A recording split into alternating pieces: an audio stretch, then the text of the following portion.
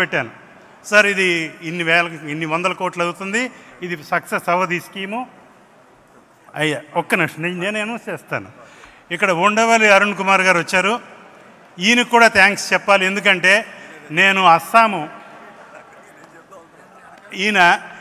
అస్సాంలో ముఖ్యమంత్రి కార్యదర్శిగా పనిచేస్తున్నప్పుడు నన్ను చూసి రాజశేఖర రెడ్డి గారికి నా గురించి చెప్పిన వ్యక్తి ఈయన. సో ఈయనకు కూడా నేను సభాముఖంగా థ్యాంక్స్ చెప్తున్నాను.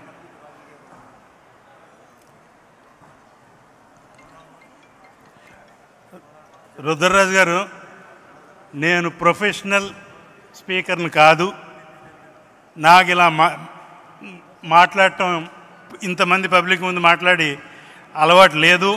మీరు ఇలా మధ్య మధ్యలో ఆపితే నా థాట్ ప్రాసెస్ డిస్టర్బ్ అవుద్ది. నేను ఎంతో అభిమానంతో రాజశేఖర రెడ్డి గారి గురించి నా మనసులో ఉన్న మాటలు చెప్దామని ఇక్కడికి వచ్చాను.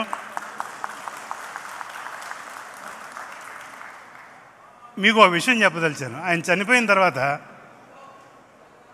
ఎవరింటికన్నా వెళ్ళి ఆయన ఫోటో చూస్తే ఏడ్చేసేవాడిని. అంతటి గొప్ప వ్యక్తి ఆయన, అంతటి మంచి మనసున్న వ్యక్తి ఆయన. అలాంటి వ్యక్తులు సాధారణంగా ప్రపంచంలో ఎక్కడ కనపడరు. నేను 9 మంది ముఖ్యమంత్రులను చూశాను నా సర్వీస్లో, ఇంతమంది పొలిటీషియన్స్ చూశాను, ఇంత మంచి వ్యక్తిని నేను చూడలేదు. ఈ 2 రూపీ కేజీ రైస్ స్కీమ్ చెప్తున్నాను. మేమందరం చెప్పాం, అంతా విన్నారు. చెప్పాను, ఏం చెప్తున్నావు, ఎంత అవుద్ది, ఎన్ని వందల కోట్లు అవుద్ది, అంతా విని ఫోన్ ఎత్తి మా చంద్రశేఖర్ రెడ్డి అని ప్రెస్ సెక్రటరీ ఉండేవాడు, చంద్ర ఇంకొక 5 నిమిషాల్లో టీవీలో స్క్రోలింగ్ రావాలి, 2 రూపీ కేజీ స్కీమ్ నేను అనౌన్స్ చేసేసానని, లేకపోతే వీళ్ళు వచ్చి నా టైం వేస్ట్ చేస్తున్నారు అని చెప్పారు. అలాంటి నిర్ణయాలు తీసుకునేవారు ఆయన. ఇంకొకటి,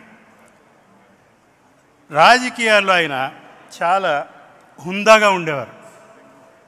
ఎంత హుందాగా ఉండేవారంటే రాజకీయంగా ప్రతిపక్ష నాయకులను విమర్శించడం కానీ, ప్రతిపక్ష నాయకుల సిద్ధాంతాలను విమర్శించడం కానీ ఎన్ని చేసినా ప్రతి వ్యక్తిని